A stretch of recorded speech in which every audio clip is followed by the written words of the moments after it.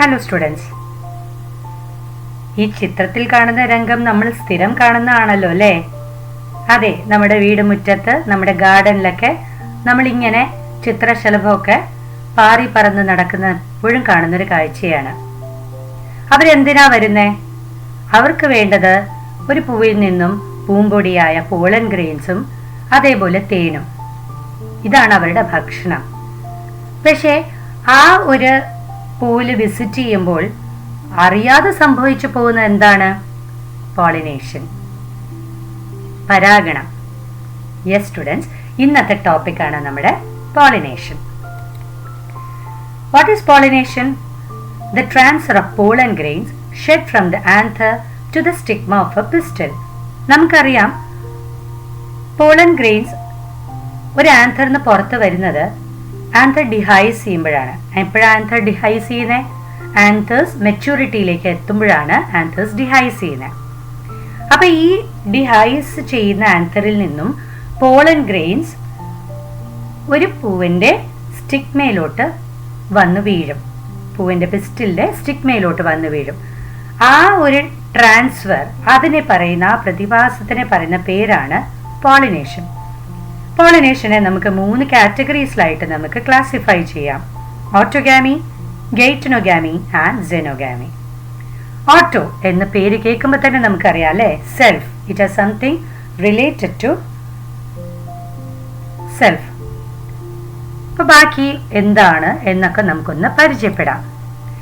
ഓട്ടോഗാമി is a pollination which is achieved within the same flower. ഒരേ പൂവിനകത്ത് തന്നെ നടക്കുന്ന പരാഗണം, അതിന് പറയുന്ന പേരാണ് ഓട്ടോഗാമി.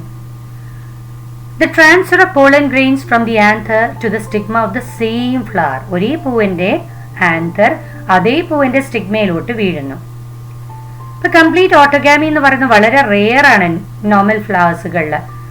കാരണം നോർമൽ ഫ്ലവേഴ്സ് എന്ന് പറയുന്നത് എപ്പോഴും വിരിയാണ് ചെയ്യുന്നത്. അപ്പോൾ വിരിയുമ്പോഴത്തേക്കും അതേ പൂവിന്റെ പൂമ്പൊടി വന്ന് വീഴാനുള്ള സാധ്യത കുറവാണ്. പകരം മറ്റു പൂക്കളിൽ നിന്നുള്ള പൂമ്പൊടി വന്ന് വീഴാനുള്ള സാധ്യത കൂടുതലാണ്. അപ്പൊ കൂടുതലും ഓട്ടോഗാമി കാണുന്നത് ക്ലീസ്റ്റോഗാമസ് ഫ്ലവേഴ്സുകളിലാണ്. അപ്പൊ വാട്ട് ഈസ് ക്ലീസ്റ്റോഗാമസ് ഫ്ലവേഴ്സ്?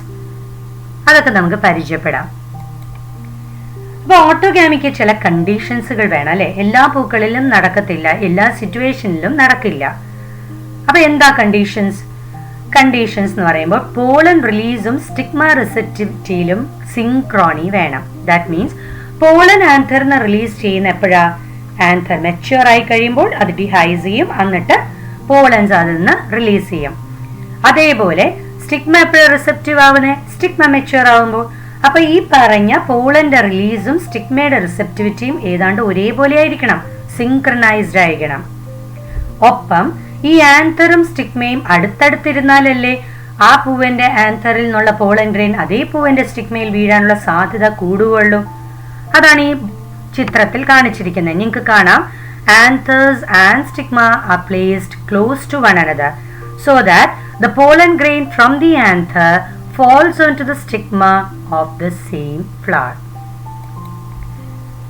നേരത്തെ ഒരു വാക്ക് നമ്മൾ പരിചയപ്പെട്ടല്ലോ, ഓട്ടോഗാമി കൂടുതലും കാണുന്നത് ക്ലീസ്റ്റോഗാമസ് ഫ്ലവേഴ്സിലാണെന്ന്. അപ്പൊ നമുക്ക് നോക്കാം ക്ലീസ്റ്റോഗാമസ് ഫ്ലവേഴ്സ് എന്താണെന്നും അങ്ങനെ അല്ലാത്ത പൂക്കളിന് നമ്മൾ എന്ത് പേര് പറയുന്നു.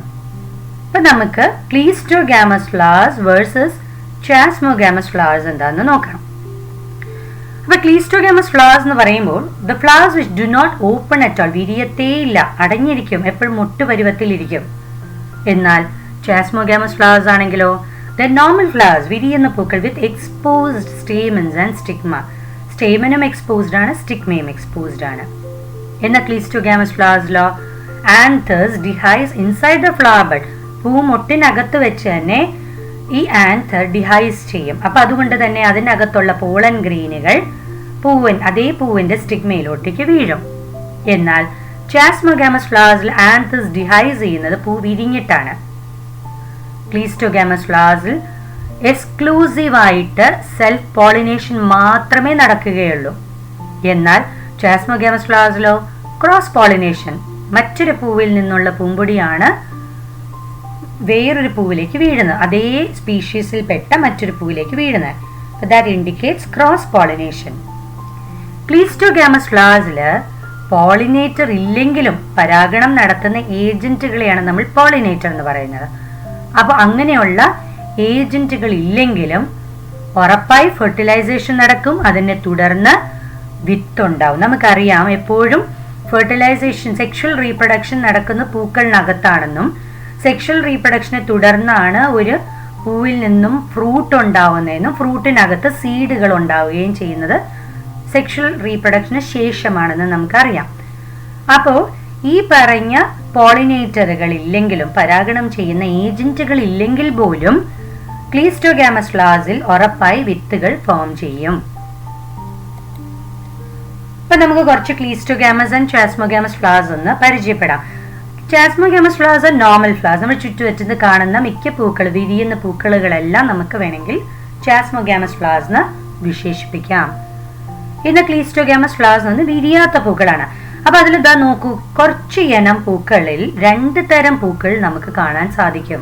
ക്ലീസ്റ്റോഗാമസും കാണാൻ പറ്റും, ചാസ്മോഗാമസ് ഫ്ലവേഴ്സും കാണാൻ പറ്റും. അപ്പൊ അത് ഏതൊക്കെ ചെടികളാണെന്ന് നമുക്കൊന്ന് പരിചയപ്പെട്ടാലോ? ഒന്ന് viola, it's also called common pansy, അതാണ് ഇവിടെ കാണുന്നത്. ഇതൊക്കെ നിങ്ങൾ ഫ്ലവർ ഷോനൊക്കെ പോകുമ്പോൾ കണ്ടിട്ടുള്ളതായിരിക്കും. അടുത്തത് ഒക്സാലിസ്, മൂന്നാമത്തെ കമേലിന. ഇതിൽ ഒക്സാലിസ് ആൻഡ് കമേലിനയൊക്കെ യൂഷ്വൽ വീഡ്സ് ആയിട്ടൊക്കെ നമ്മുടെ പറമ്പിലൊക്കെ കാണുന്ന 2 ചെടികളാണ്. ഇതാ നോക്കിയേ, വയലാർ കോമൺ പാൻസി. ഇതിൽ ലെഫ്റ്റ് സൈഡിൽ കാണിച്ചിരിക്കുന്നത് chasmogamous flowers which are usually found above the ground, and റൈറ്റിൽ കാണിച്ചിരിക്കുന്ന വിരിയാത്ത പൂക്കൾ cleistogamous flowers which are usually underground. ഇതിൽ നിന്നും ഉറപ്പായി സീഡ് പോഡ്സുകൾ അണ്ടർഗ്രൗണ്ട് ഫോം ചെയ്യാറുണ്ട് ഫോളോയിങ് ഓട്ടോഗാമി. അപ്പൊ ഓട്ടോഗാമി എന്താണെന്ന് നമുക്ക് ഏതാണ്ട് മനസ്സിലാവുന്നുണ്ട് അല്ലെ? സെൽഫ് പോളിനേഷൻ, അതിനെ പറയുന്ന പേരാണ് ഓട്ടോഗാമി. അപ്പോൾ യൂഷ്വലി വിരിയാത്ത പൂക്കളിലാണ് ഓട്ടോഗാമി നടക്കുന്നത്. യൂഷ്വലി അല്ല, അങ്ങനെ നടക്കാൻ സാധിക്കുകയുള്ളൂ നാച്ചുറൽ കണ്ടീഷൻസിൽ. ഇനി ഒക്സാലിസിന്റെ ചിത്രമാണ് ഇവിടെ കാണിച്ചിരിക്കുന്നത്. ചാസ്മോഗാമസ് ഫ്ലവേഴ്സ് ലെഫ്റ്റ് സൈഡിലും വിരിയാത്ത cleistogamous flowers on the right side. കമലീനയാണ് ഈ കാണുന്ന വിരിഞ്ഞ പൂക്കൾ, chasmogamous flowers, and you can see a cleistogamous flower in the centre. അതുപോലെ ഇവിടെയും നമുക്ക് കാണാം ക്ലീസ്റ്റോഗാമസ് ഫ്ലവേഴ്സ്. അപ്പൊ ഇനി അടുത്ത ഗെയ്റ്റിനോഗാമി എന്താണെന്ന് പരിചയപ്പെടാം. നമുക്കറിയാം പോളിനേഷൻ 3 തരമുണ്ടെന്ന് നമ്മൾ തുടക്കത്തിലെ പറഞ്ഞിരുന്നു. ഒന്ന് autogamy which we studied just now. Next is geitonogamy. ഗെയ്റ്റിനോഗാമിക്ക് ഒരു ഇൻട്രസ്റ്റിംഗ് സ്റ്റേറ്റ്മെന്റ് ഉണ്ട്. It's also called marriage between neighbours. അയൽവാസികളുടെ ഇടയിലുള്ള കല്യാണം എന്നാണ് അതിനെ ഇൻട്രസ്റ്റിംഗ്ലി നമ്മൾ എന്താ പറയണ്ടേ, അതിനെ എക്സ്പ്ലെയിൻ ചെയ്യാൻ വേണ്ടി ഉപയോഗിക്കുന്ന ഒരു statement. It is a transfer of pollen grains from the anther to the stigma of another flower of the same plant. ഒരേ ചെടിയുടെ 2 പൂക്കളായിരിക്കും. അല്ലാതെ ഒരേ ഇനത്തിൽപ്പെട്ട 2 ചെടിയല്ല ഞാൻ ഈ പറയുന്നത്. ഒരേ ചെടിയാണ്. ഒരേ ചെടിയിൽ നമുക്കൊരു നിരവധി പൂക്കൾ പൂക്കുമല്ലോ. അതിനകത്ത് നിന്നും 2 പൂക്കളുടെ ഇടയിൽ നടക്കുന്ന പരാഗണത്തിനെ പറയുന്ന പേരാണ് ഗെയ്റ്റിനോഗാമി. അപ്പോൾ ഫങ്ഷണലി അത് സിനോഗാമി അല്ലെങ്കിൽ ക്രോസ് പോളിനേഷനെ പോലെ ആയിരിക്കും. കാരണം വെച്ചാൽ അവിടെ ഒരു പോളിനേറ്റിംഗ് ഏജന്റ് വേണം. ബട്ടർഫ്ലൈയുടെ രൂപത്തിലോ അല്ലെങ്കിൽ ഹണി ബീസിന്റെ രൂപത്തിലോ ഒക്കെ ഒരു പോളിനേറ്റിംഗ് ഏജന്റ് വേണം. അല്ലെങ്കിൽ വിൻഡിന്റെ രൂപത്തിലോ ഒരു പോളിനേറ്റിംഗ് ഏജന്റ് വേണം. അപ്പൊ function it's just like xenogamy or cross pollination. But ജനിതകമായിട്ട് നോക്കിയാൽ അത് ഓട്ടോഗാമിക്ക് തുല്യമാണ്. Can you explain why? Exactly, because ഒരേ ചെടിയുടെ 2 പൂവാണ്. അപ്പോൾ ഒരു പൂവിന്റെ പൂമ്പൊടി മറ്റൊരു പൂവിന്റെ അതേ ചെടിയിൽ വരുന്ന മറ്റൊരു പൂവിന്റെ പിസ്റ്റലിന്റെ സ്റ്റിഗ്മയിലോട്ട് വീഴുമ്പോൾ രണ്ടും ജനറ്റിക്കലി സെയിം ആണ്. ആ മെയിൽ പാർട്ടും ആ ഫീമെയിൽ പാർട്ടിന്റെയും ജീൻസ് ഒന്നാണ്. അപ്പൊ genetically it's similar to autogamy, but functionally it's different. Functionally it's just like cross pollination of xenogamy. ഇത് കൂടുതലും കാണുന്നത് മൊണോയിഷ്യസ് പ്ലാന്റ്സുകൾ, ഉദാഹരണത്തിന് ചോളം, അങ്ങനെയുള്ള മൊണോയിഷ്യസ് പ്ലാന്റ്സുകളാണ്. മൊണോയിഷ്യസ് പ്ലാന്റ്സ് എന്ന് പറയുന്നത് എന്താ നമ്മൾ നേരത്തെ പഠിച്ചിട്ടുണ്ടല്ലോ. ഒരേ ചെടിയിൽ തന്നെ മെയിൽ ഫ്ലവറും ഫീമെയിൽ ഫ്ലവറും കാണപ്പെടുന്നെങ്കിൽ അത്തരം ചെടികളെ പറയുന്ന പേരാണ് മൊണോയിഷ്യസ് പ്ലാന്റ്സ്. അപ്പൊ ഇവിടെ ചിത്രത്തിൽ കൊടുത്തിരിക്കുന്ന മെയ്സ് പ്ലാന്റിൽ നടക്കുന്ന ഗേറ്റുനോഗാമി എന്ന് പറഞ്ഞ ഒരു ഫീച്ചറാണ് ഈ ഇമേജിലൂടെ എക്സ്പ്ലെയിൻ ചെയ്യാൻ ശ്രമിച്ചിരിക്കുന്നത്. ഇനി നമുക്ക് അടുത്ത xenogamy നോക്കാം. Xenogamy is also called cross pollination. Here the pollen grains from the anther of one plant is transferred to the stigma of a different plant. കണ്ടോ, ഒരു ചെടിയുടെ ആന്തർ എന്നുള്ള പോളൻ ഗ്രെയിനിനെ ഏതെങ്കിലും ഒരു പോളിനേറ്റിംഗ് ഏജന്റ്, ഇവിടെ ഇപ്പോൾ കാണിച്ചിരിക്കുന്നത് ബി ആണ്, ബി വഴി മറ്റൊരു പ്ലാന്റിന്റെ സ്റ്റിഗ്മയിലോട്ട് വീഴുന്നു. That is called xenogamy or cross pollination. But this is the only kind of pollination which brings genetically different type of pollen grains to the stigma. അപ്പോൾ നമുക്ക് വ്യത്യസ്ത ജീൻസ് ഉള്ള പോളൻ ഗ്രെയിനുകളെ മറ്റൊരു ചെടിയുടെ സ്റ്റിഗ്മയിലേക്ക് കൊണ്ടുവരാൻ അല്ലെങ്കിൽ ട്രാൻസ്ഫർ ചെയ്യുന്ന ഏക പോളിനേഷൻ മെത്തേഡ് എന്ന് പറയുന്നത് സിനോഗാമിയാണ്. അപ്പോൾ നമ്മൾ ഇത്രയും നേരം പോളിനേഷന്റെ ടൈപ്സുകളാണ് പഠിച്ചത്. ഇനി നമുക്ക് ഏജൻസ് ഓഫ് പോളിനേഷൻ എന്താണെന്നൊന്ന് പരിചയപ്പെടാം. ഏജൻസ് ഓഫ് പോളിനേഷൻ, പോളിനേറ്റിംഗ് ഏജൻസിനെ നമുക്ക് രണ്ടായി കാറ്റഗറൈസ് ചെയ്യാം, abiotic agent and biotic agent. ഇപ്പൊ പേരിൽ തന്നെ വ്യക്തതയുണ്ട്. Biotic agent means the pollination is effected by living beings, എന്നാൽ abiotic agent means the pollination is affected by some non living things like air or water. അതിലും കൂടുതലും നടക്കുന്നത് air വഴിയുള്ള പരാഗണമാണ്. Biotic agents animals വഴി നടക്കുന്ന പരാഗണമാണ്. അപ്പൊ നമ്മൾ ഏതൊക്കെ പഠിച്ചു? ടൈപ്സ് ഓഫ് പോളിനേഷൻ പഠിച്ചു, ഒപ്പം ഏജൻസ് ഓഫ് പോളിനേഷനും നമ്മളിപ്പോൾ പരിചയപ്പെട്ടു. ഇനി നമുക്ക് വിൻ പോളിനേറ്റഡ് അല്ലെങ്കിൽ എയർ പോളിനേറ്റഡ് ഫ്ലവേഴ്സ്, അതിന്റെ ഫീച്ചേഴ്സ്, ഏതൊക്കെ ചെടിയിലാണ് അത് കാണപ്പെടുന്നത്, അതൊക്കെ നമുക്കൊന്ന് നോക്കാം. വിൻ പോളിനേഷൻ ആണ് ഏറ്റവും കോമൺ ആയിട്ടുള്ള ബയോട്ടിക് പോളിനേഷൻ. അത് നേരത്തെ ഞാൻ പറഞ്ഞു അല്ലേ? അപ്പോൾ അതിന് അത്തരം എയർ പോളിനേഷൻ അല്ലെങ്കിൽ വിൻ പോളിനേഷൻ നടക്കണമെങ്കിൽ ആ പൂവിന് ചില പ്രത്യേകതകൾ വേണം, അല്ലെങ്കിൽ ചില ക്യാരക്ടറിസ്റ്റിക്സുകൾ വേണം, ചില അഡാപ്റ്റേഷൻസ് വേണം. അതെന്തൊക്കെയാന്ന് നമുക്കൊന്ന് നോക്കാം. അത്തരം ചെടികളുടെ പോളൻ ഗ്രെയിൻസ് ഭാരം കുറഞ്ഞതായിരിക്കണം, എന്നാലല്ലേ എയർ വഴി ലിഫ്റ്റ് ചെയ്ത് അതിന് ട്രാൻസ്പോർട്ട് ചെയ്യാൻ പറ്റുള്ളൂ. മറ്റൊന്ന് എന്ന് പറഞ്ഞാൽ അത് നോൺ സ്റ്റിക്കി ആയിരിക്കണം, ഡ്രൈ ആയിരിക്കണം. അത് സ്റ്റിക്കി ആയിപ്പോയാൽ അത് എവിടെയെങ്കിലും പറ്റി പിടിച്ചിരിക്കും. അപ്പോൾ വിൻഡ് വഴിയോ എയർ വഴിയോ അതിനെ എയർ കറന്റ് വഴിയോ നമുക്കതിനെ ട്രാൻസ്പോർട്ട് ചെയ്യാൻ സാധിക്കില്ല. പിന്നെ ഈ തരം പൂക്കൾ വളരെ കളർഫുൾ ആവണം എന്നില്ല, അതുകൊണ്ട് ഒരു മുഷിഞ്ഞ നിറമൊക്കെ ആയിരിക്കും കൂടുതലും അത്തരം പൂക്കൾക്ക് കാണാറ്. പക്ഷെ ഒരു കാര്യം നിർബന്ധമാണ്, സ്റ്റേമൻസ് വെൽ എക്സ്പോസ്ഡ് ആയിരിക്കണം, തള്ളി നിൽക്കണം പൂവിൽ നിന്നും. എന്നാൽ മാത്രമേ ആ സ്റ്റേമൻസ് പൂമ്പൊടി വിണ്ടിലേക്ക് ഡിസ്പേഴ്സ് ചെയ്യുള്ളൂ എളുപ്പത്തിൽ. ഇപ്പൊ ഈ ചിത്രം നോക്കിയേ, ഈ ഒരു ഇലിസ്ട്രേഷനിൽ നിങ്ങൾക്ക് കാണാം പൂവിൽ നിന്നും പുറത്തോട്ട് തള്ളിയിരിക്കുകയാണ് ആന്തേഴ്സ്. എന്നാൽ മാത്രമേ അത് വിണ്ടിലേക്ക് ഡിസ്പേഴ്സ് ചെയ്യൂ അതിൽ നിന്നും പോളൻ ഗ്രെയിൻസ്. സ്റ്റിഗ്മ ഫെദറി ആയിരിക്കണം. എന്തിനാ ഫെദറി ആവുന്നേ? So that it can trap airborne pollen grains. അപ്പൊ ഈ എയർ വഴി ട്രാൻസ്പോർട്ടായി വരുന്ന പോളൻ ഗ്രെയിനെ ട്രാപ്പ് ചെയ്യേണ്ട എളുപ്പത്തിൽ. അങ്ങനെ ട്രാപ്പ് ചെയ്യാൻ വേണ്ടിയിട്ടാണ് ഫെദറി സ്റ്റിഗ്മ അവർക്കുള്ളത്. ഇത്തരം പൂക്കളുടെ ഓവറിയില് ഒറ്റ ഒവ്യൂളെ കാണത്തുള്ളൂ. This only one single ovule in each ovary.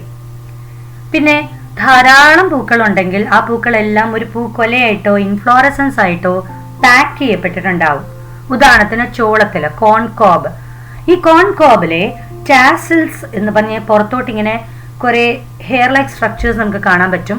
ആ tassels are in fact the stigma and style which wave in the wind. അപ്പൊ ടാസിൽസ് എന്ന് പറയുമ്പോൾ ഇതുപോലെ ഫെദർ ലൈക്ക് സ്ട്രക്ചേഴ്സ് ഇങ്ങനെ പുറത്തോട്ട് തള്ളിയിരിക്കും. ചോളത്തിലൊക്കെ നിങ്ങൾ കണ്ടിട്ടുണ്ടാവും. അപ്പൊ ഈ പുറത്തോട്ട് തള്ളിയിരിക്കുന്ന ഈ ടാസിൽസ് ഇൻഫാക്ട് ആ ചെടിയുടെ അല്ലെങ്കിൽ ആ പൂവിന്റെ ഫീമെയിൽ റീപ്രൊഡക്റ്റീവ് പാർട്ടായ പിസ്റ്റിലിന്റെ സ്റ്റിഗ്മയും സ്റ്റൈലുമാണ്. അപ്പൊ അത് കാറ്റിൽ ഇങ്ങനെ വേവ് ചെയ്തുകൊണ്ടിരിക്കുമ്പോൾ എയർ ബോൺ ആയിട്ട് അല്ലെങ്കിൽ എയർ വഴി ട്രാൻസ്പോർട്ടായി വരുന്ന പോളൻ ഗ്രെയിനുകളെ എളുപ്പത്തിൽ ട്രാപ്പ് ചെയ്യാൻ സാധിക്കും. അപ്പൊ ഇത്തരം വിൻഡ് പോളിനേറ്റഡ് ഫ്ലവേഴ്സ് ഏതൊക്കെ ചെടിയിലാണ് കാണുന്നത് നമുക്കൊന്ന് നോക്കണ്ടേ? യെസ്, കൂടുതലും ഗ്രാസ് ഫാമിലിയിൽ പെട്ട ചെടികളിലാണ് കാണുന്നത്. അപ്പൊ ഗ്രാസ് വരും, റൈസ് നെല്ല് വരും, ഗോതമ്പ് വരും, വീറ്റ് വരും, ചോളം വരും. ഇതൊക്കെ ഗ്രാസ് ഫാമിലിയിൽ വരും. എന്നാൽ ഗ്രാസ് ഫാമിലി അല്ലാതെ മറ്റു കോക്കനട്ടിലും അങ്ങനെ കാണാൻ സാധിക്കാറുണ്ട്. ഇനി നമുക്ക് വാട്ടർ പോളിനേറ്റഡ് ഫ്ലവേഴ്സ് എന്താണെന്ന് നോക്കാം. Water pollination is usually rare aquatic പ്ലാന്റ്സുകളിൽ മാത്രമേ കാണാൻ സാധിക്കത്തുള്ളൂ. അതും ലിമിറ്റഡ് ടു അബൌട്ട് 30 ജനറ. അത് കൂടുതലും മോണോകോട്ടിലിഡൻസിലാണ് അത് കാണുന്നത്. ഇവിടെയും നേരത്തെ സൂചിപ്പിച്ചതുപോലെ തന്നെ പൂക്കൾക്ക് വലിയ വർണ്ണപ്രപഞ്ചമായ നിറങ്ങൾ വേണമെന്നൊന്നും ഇല്ല. ഒറ്റ കാര്യമേ ഉള്ളൂ, വാട്ടറിലാണ് പോളിനേഷൻ നടക്കുന്നത്. അപ്പൊ വാട്ടറിൽ പോളിനേഷൻ നടക്കുന്നതുകൊണ്ട് വെള്ളത്തിൽ അത് അഴുകി പോവാതിരിക്കാൻ അത്തരം പോളൻ ഗ്രെയിനുകൾ അല്ലെങ്കിൽ പൂമ്പൊടി ഒരു വഴുവഴുപ്പുള്ളൊരു കവറിങ് കൊണ്ട് മൂടിയേക്കുകയാണ്. അപ്പൊ അത് അഴുകി പോകത്തില്ല വെള്ളത്തിൽ കിടന്നാലും. ഇപ്പൊ നമ്മൾ ഫസ്റ്റ് ഇയറിൽ പഠിച്ചിട്ടുള്ളൊരു കാര്യമാണ്, വാട്ടർ ഒരു മീഡിയം ഓഫ് റീപ്രൊഡക്ഷൻ അല്ലെങ്കിൽ ഫെർട്ടിലൈസേഷൻ, ഒരു ഗാമറ്റ് ഫെർട്ടിലൈസേഷൻ ഉള്ള ഒരു മീഡിയമായി പ്രവർത്തിക്കുന്ന പല ലോവർ പ്ലാന്റ് ഗ്രൂപ്പ്സുകളിലും ഉണ്ട് അല്ലെ. Algae, Bryophyta, pteridophyta. അതുകൊണ്ട് തന്നെ അത്തരം ചെടികൾ കൂടുതലും വാട്ടർ ബോഡീസ് ഉള്ള സ്ഥലത്താണ് അവരുടെ ഡിസ്ട്രിബ്യൂഷൻ കൂടുതലും കാണപ്പെടുന്നത്. അപ്പൊ അത് ലോവർ പ്ലാന്റ്സിലുണ്ട്. അപ്പൊ ഈ ഹയർ പ്ലാന്റ്സുകളിൽ ആൻജിയോസ്പെർമ്സിലാണ് ഉള്ള കാര്യമാണ് നമ്മളിപ്പോൾ പഠിച്ചുകൊണ്ടിരിക്കുന്നത്. അപ്പൊ അതിൽ വാട്ടർ പോളിനേറ്റഡ് ഫ്ലവേഴ്സ് ലിമിറ്റഡ് ആണ്. അപ്പൊ അത് ഏതൊക്കെ ചെടികളിലാണെന്ന് നമുക്കൊന്ന് നോക്കാം. ഫ്രഷ് വാട്ടർ പ്ലാന്റ്സ്, ശുദ്ധജലത്തിൽ കാണപ്പെടുന്ന വാലിസ്നേറിയ അല്ലെ ഹൈഡ്രല്ല എന്ന് പറഞ്ഞ ചെടികളിലും നമുക്ക് ഇത്തരം വാട്ടർ പോളിനേഷൻ കാണാൻ സാധിക്കും. ഇവിടെ ഇപ്പൊ ചിത്രം കൊടുത്തിരിക്കുന്നത് വാലിസ്നേറിയയുടെയാണ്. അതിലൊരു പ്രത്യേകതയുണ്ട്, അതിന്റെ ഫീമെയിൽ ഫ്ലവർ വളരെ നീളം കൂടിയ ഒരു സ്റ്റോക്ക് ആണ് കാണപ്പെടുന്നത് ഫീമെയിൽ ഫ്ലവറിന്. അപ്പൊ ഈ ഫീമെയിൽ ഫ്ലവർ ഈ ലോങ് സ്റ്റോക്കിന്റെ സഹായത്താൽ സർഫേസ് ഓഫ് ദ വാട്ടറിൽ വന്ന് ഇങ്ങനെ ഫ്ലോട്ട് ചെയ്ത് കിടക്കും.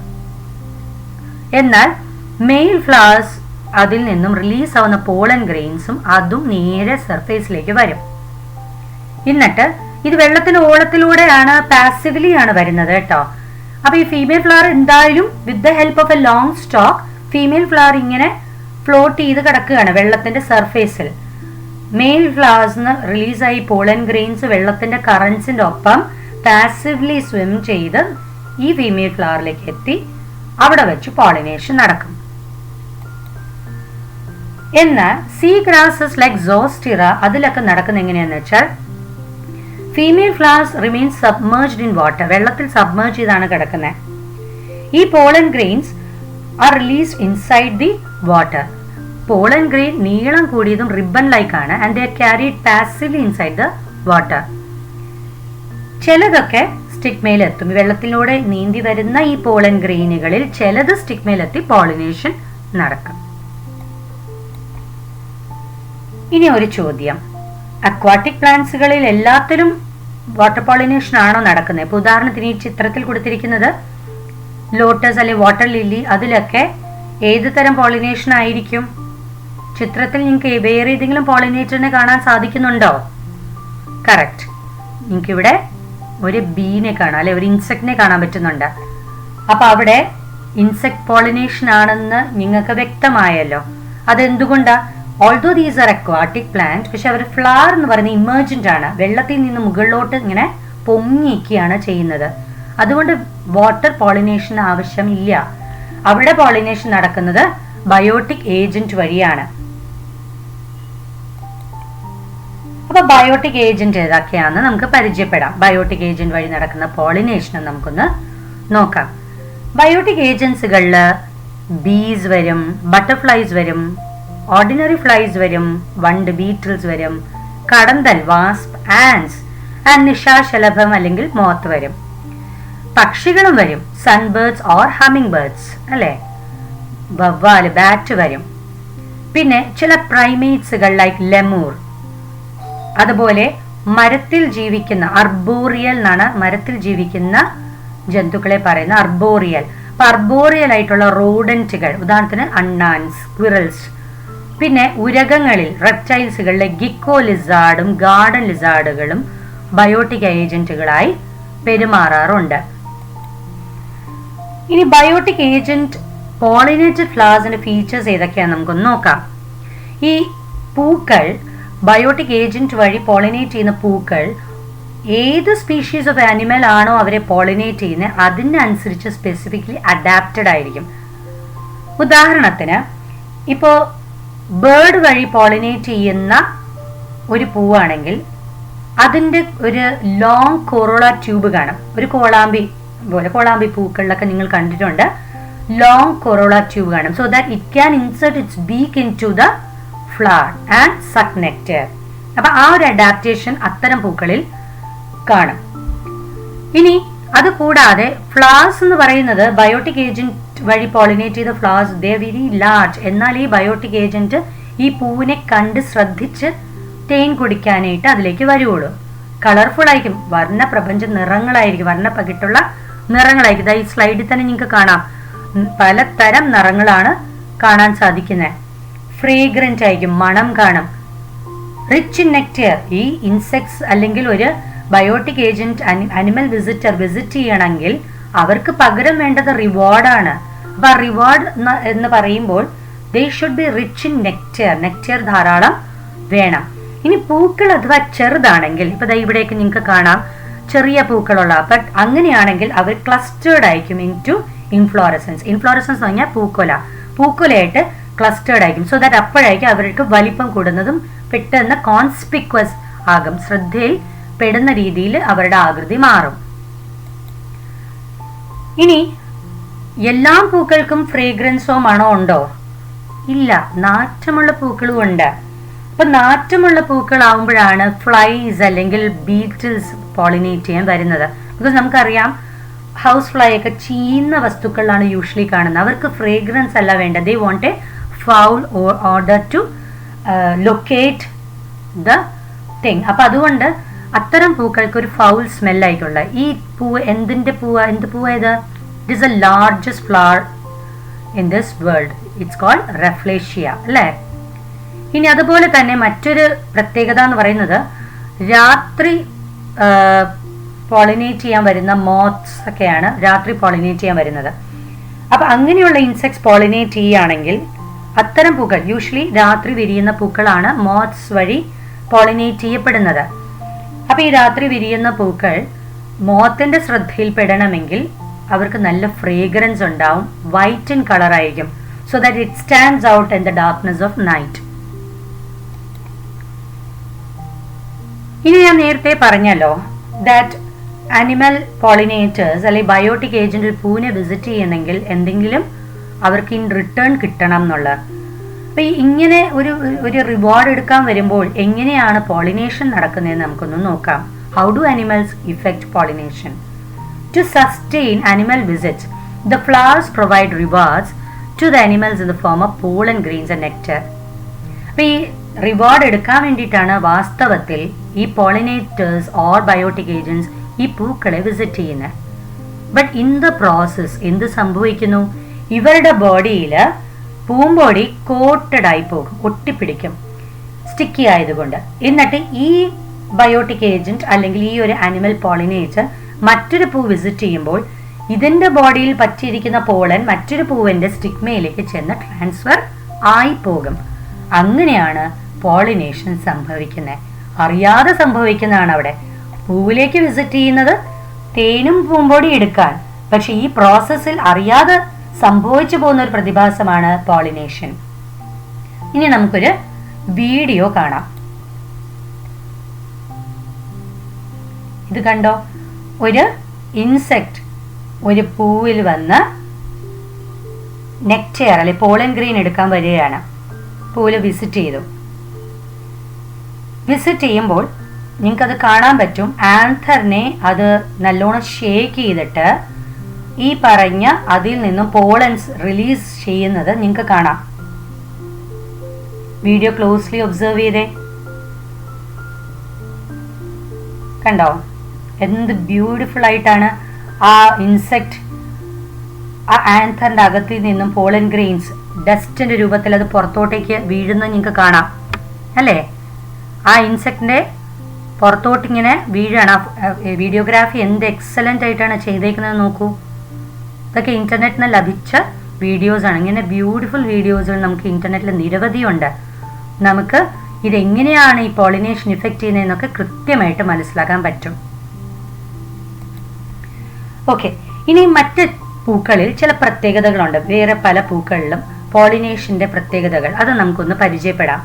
അമോർഫോഫാലസ് അല്ലെങ്കിൽ എലിഫന്റ് യാം ചേന എന്ന് പറഞ്ഞ ചെടിയിൽ ഫ്ലോറൽ റിവാർഡ് ചെടി കൊടുക്കുന്നത് നമ്മളിപ്പോൾ നേരത്തെ പറഞ്ഞത് എന്താ, ഫ്ലോറൽ റിവാർഡ് എന്ന് പറയുന്നത് നെക്ടർ അല്ലെങ്കിൽ പൂമ്പൊടിയാണെന്നാണ് അല്ലേ. അതല്ലാതെ ചില റിവാർഡ്സുകൾ കൊടുക്കാറുണ്ട്.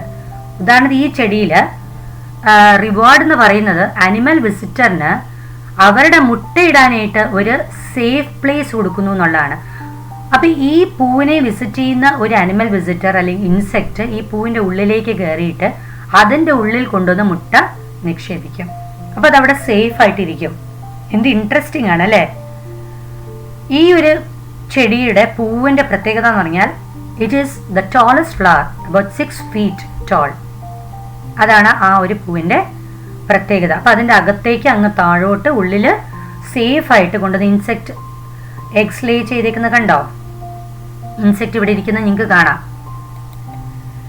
ഇനി യക്ക എന്ന് പറഞ്ഞ ഒരു ചെടിയിൽ മോത്ത് ഒരു നിശാശലഭമാണ് പോളിനേറ്റ് ചെയ്യുന്നത്. അവിടെയും ഒരു പ്രത്യേകതയുണ്ട്. മോത്തും യക്കയും ഒരു മ്യൂച്വലിസ്റ്റിക് റിലേഷൻഷിപ്പിലാണ്. ദാറ്റ് ഈസ് പരസ്പരം സഹായിക്കുന്ന ഒരു തരം റിലേഷൻഷിപ്പ്. ഓരോരുത്തർക്കും അവരവരുടെ ലൈഫ് സൈക്കിൾ കംപ്ലീറ്റ് ചെയ്യണമെങ്കിൽ മറ്റ് ഒരാൾ വേണം. ഉദാഹരണത്തിന് മോത്തിന് യക്കയില്ലാതെയും യക്കയ്ക്ക് മോത്തില്ലാതെയും അവരുടെ ലൈഫ് സൈക്കിൾ കംപ്ലീറ്റ് ചെയ്യാൻ പറ്റത്തില്ല.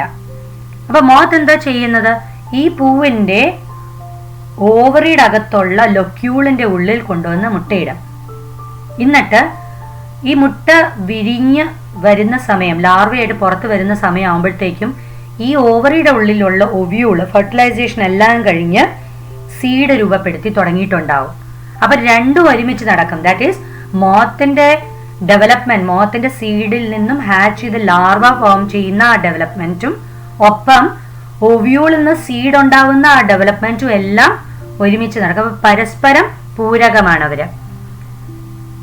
ഇവിടെ നിങ്ങൾക്ക് കാണാം moth, and this is the flower of yucca. ഇനി പോളൻ റോബേഴ്സ് എന്താണെന്ന് നമുക്കൊന്ന് നോക്കാം. റോബേഴ്സ് കൊള്ളക്കാര് അല്ലേ. They are floral animal visitors which consume pollen grains and nectar but do not bring about pollination. ഒരു പരാഗണമോ ഒന്നും നടത്തത്തില്ല, അവരവരുടെ കാര്യം മാത്രം നടത്തിയിട്ട് പോകും. അത്തരം ഇൻസെക്ട്സുകൾ തേൻ കുടിക്കും, പൂമ്പൊടി എടുക്കും, പക്ഷേ പരാഗണം നടത്തത്തില്ല. അപ്പൊ അങ്ങനെയുള്ളതിന് നമ്മൾ പറയുന്ന ഒരു പേരാണ് പോളൻ റോബേഴ്സ്. യൂഷ്വലി അത് ബട്ടർഫ്ലൈസ് ഒക്കെ പോളൻ റോബേഴ്സിന്റെ കാറ്റഗറിയിൽ പെടുന്നതാണ്. ഓക്കെ, അപ്പൊ ഇന്നത്തെ ക്ലാസ് മനസ്സിലായല്ലോ. We'll meet again in next class. Thank you.